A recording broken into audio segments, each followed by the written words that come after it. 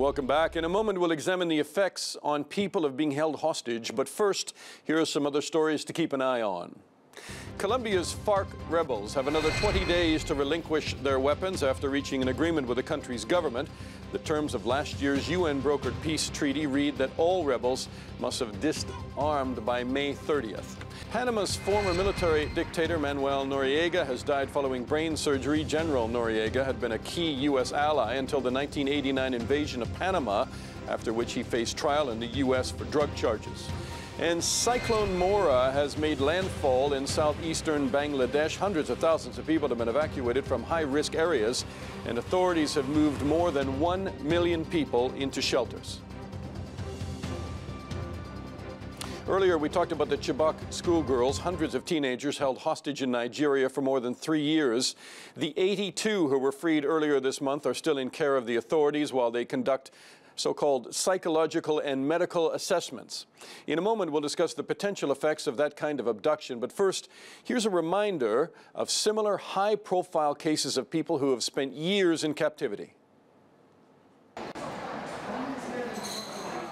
There have been numerous high-profile cases of long-term captivity around the world.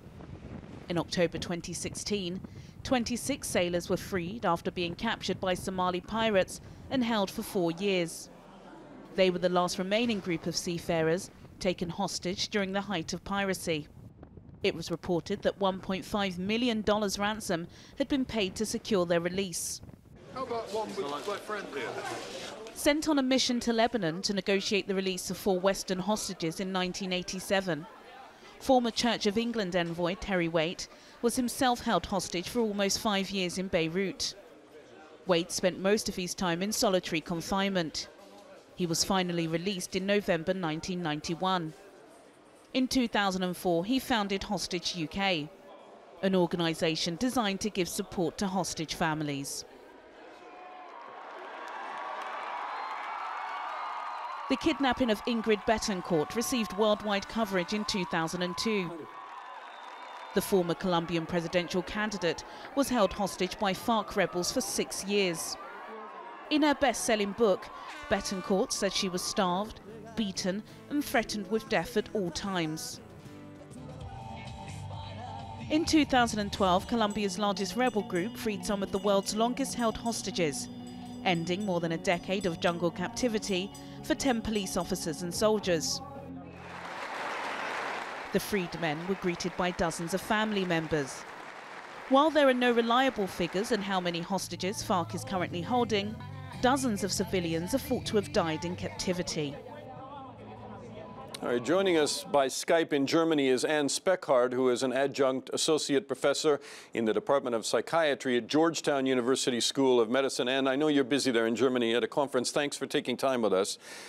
I was almost taken hostage in the Gaza Strip. We were actually followed, and they set out how they were going to take us. And in the end, I left Gaza as a reporter, and the reporter who came in to relieve me was taken hostage and held for a number of weeks. And it was a very difficult situation. These hostage takings scare the hell out of everyone. That was Alan Johnson? No, that was a Fox News crew, and one of them was a cameraman named Oleg Wig. And so, I mean, they're very complicated when they begin. They are very dramatic as they kick off. Yeah, generally. And the most important thing when you're a hostage is figure out who's taking you.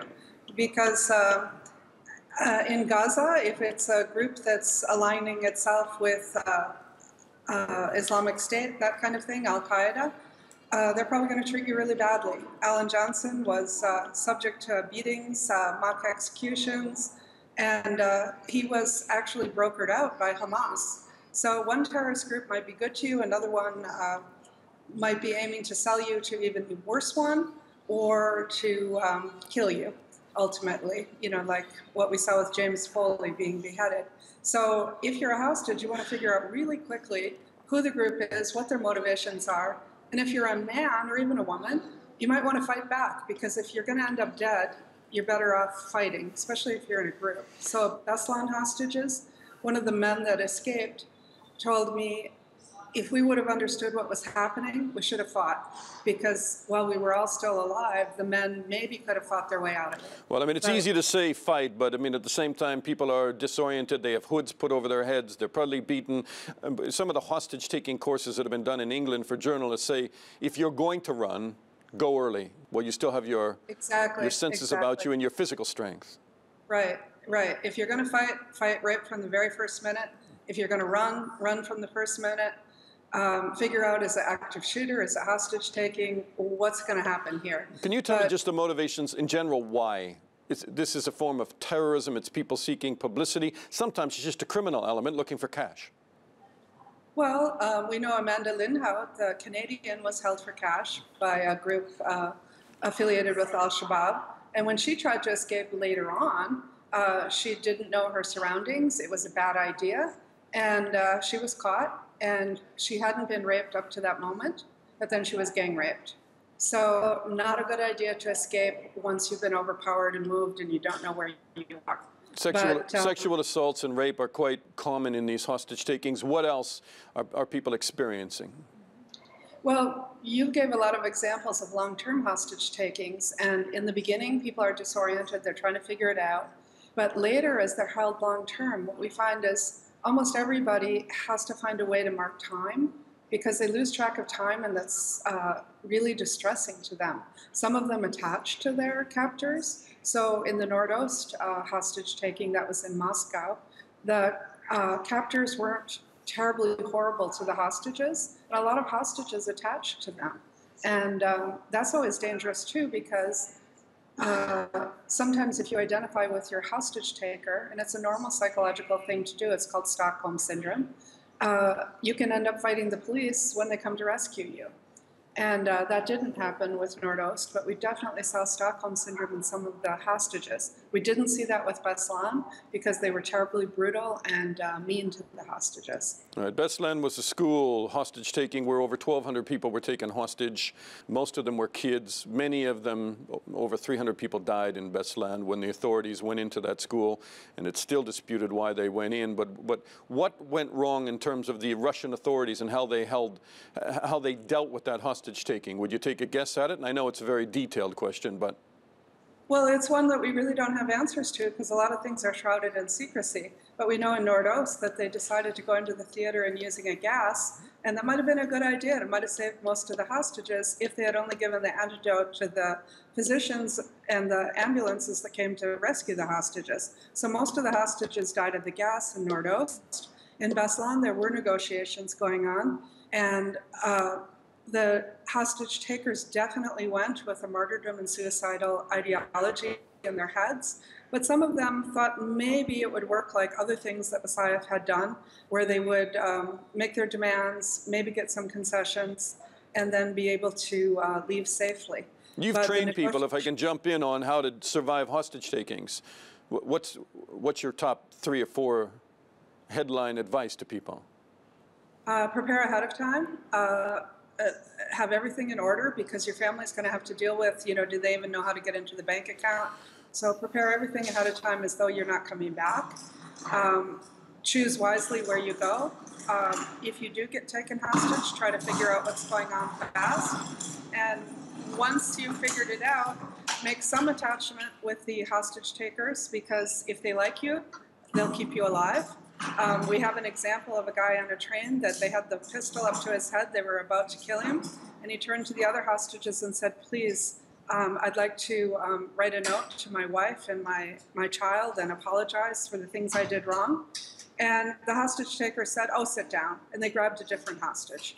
So you can save your life by being a kind and good person. But if you get too close to the hostage takers, they keep you really close. And that happened in Beslan. There was a woman named Larissa that advocated for the hostages quite a bit, but she was kept very close in the end and ended up having a grenade thrown on her. We were just discussing before your interview Boko Haram and how a lot of these girls that have been released are being held by the government for debriefing.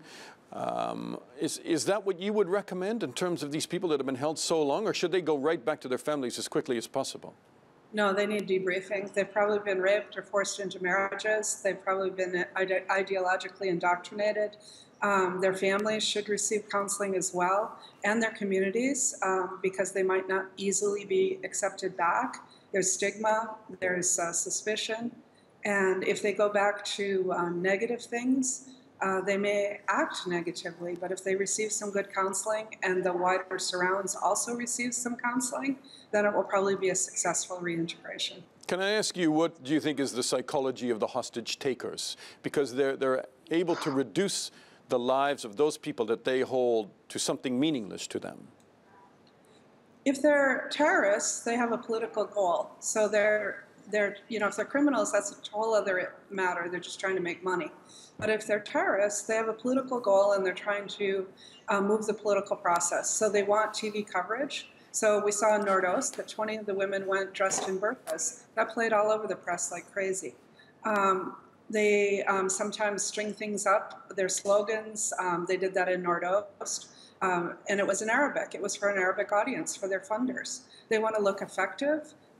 They want to look tough. And yes, they can dehumanize the hostages, and usually they justify that by the deaths that have happened on their side. And thanks for joining us. We appreciate your insight. And we end Insight with our Insight Bite, a little something that we feel you should know. An anti-terror commercial by a Kuwaiti telecommunications company is going viral. The ad encourages society to confront extremism with love and mercy.